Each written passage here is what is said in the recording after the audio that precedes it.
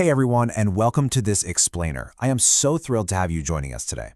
So, you probably remember that massive geopolitical headline recently, right? The government banned 59 different apps, citing some pretty severe data leaks and national security concerns. Now, we all use apps literally every single day, but a massive ban like this really cracks open this fascinating, almost invisible world that's operating right under our fingertips. Today, we're going to take a highly structured journey to figure out what is actually happening to our data.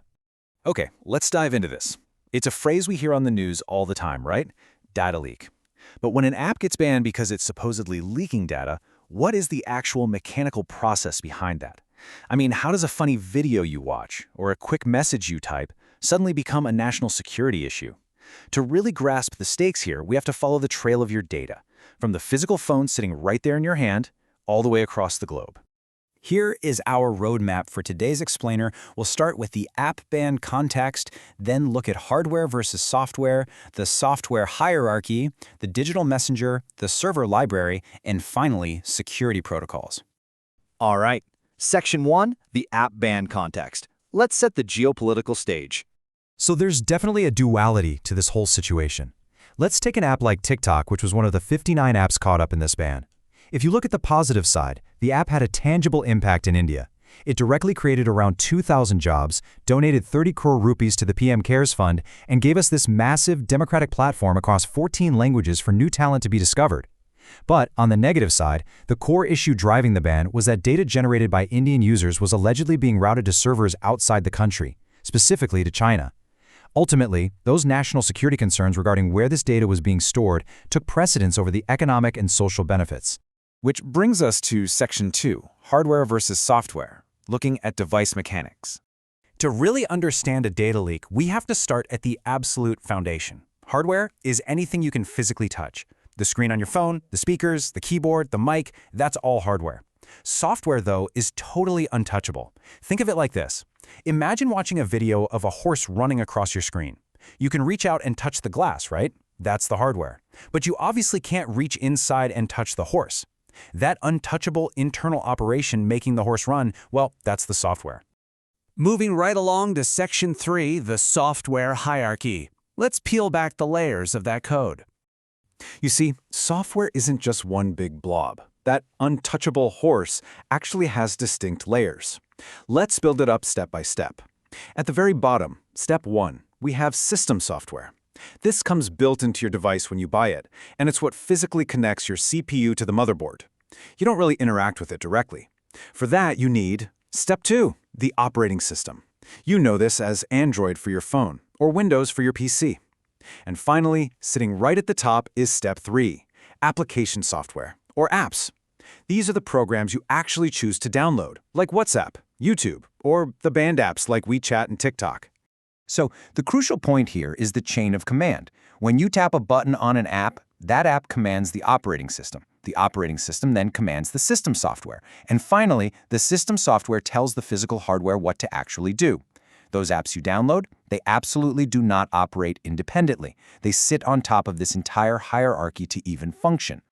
Okay, Section 4, the digital messenger. How does all this connect to the web? So we know how an app works inside your phone, but what happens when it needs to talk to the outside world? It usually relies on a special kind of app called a browser. Think of the browser as your digital messenger. When you want to look something up, you open Google Chrome or Safari, and you're basically sending this messenger out into the wild digital world to fetch what you asked for.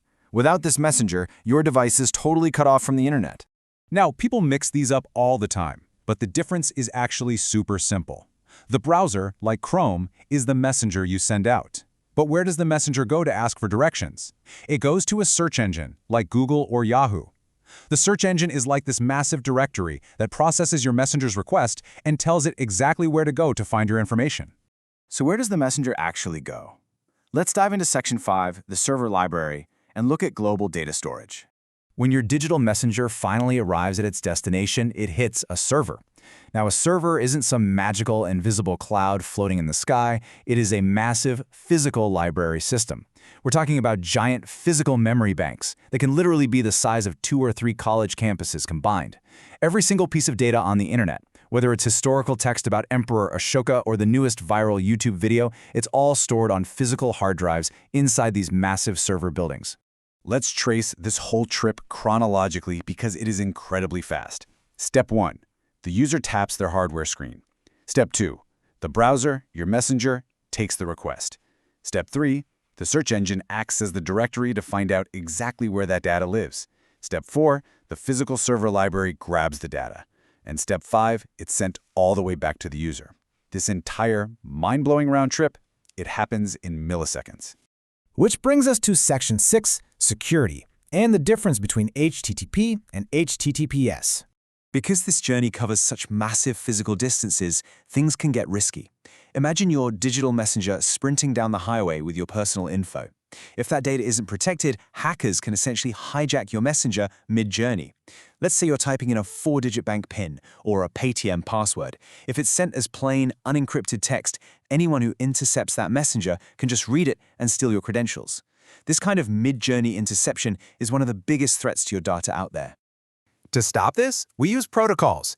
HTTP stands for Hypertext Transfer Protocol. It's basically the standard set of rules for moving large amounts of text across the internet. But here's the catch. It is completely unsecure. That is exactly why we have HTTPS, where the S stands for secure. HTTPS wraps your data in an extra 3-layer security protocol. Seriously, if you are ever doing banking or entering a password, you have to make sure your messenger is using HTTPS. Otherwise, your data is traveling completely exposed. And that vulnerability? That brings us right back to our starting point and ties this whole geopolitical puzzle together. Remember, servers are actual physical locations. The ban on those 59 apps happened because of massive fears that the digital messengers within those apps were taking Indian data and physically storing it in server libraries located over in China. The physical location of this hardware matters so much that other massive infrastructure projects, like highway tenders and BSNL 4G and 5G network equipment contracts with certain foreign companies, were canceled at the exact same time. Modern national security relies heavily on who owns and where those massive physical server libraries are located. Which leaves us with one final, critical question to ponder. Sure, we can use HTTPS, and we can lock down our digital messengers while they're out on the road. But at the end of the day, when the journey is over, who actually controls the massive physical library where your personal data lives? Understanding this hierarchy, from the hardware right there in your hand to the apps you use, all the way to those global servers, is absolutely crucial today. Thank you so much for joining me on this explainer. Keep learning, keep asking questions, and I'll see you next time.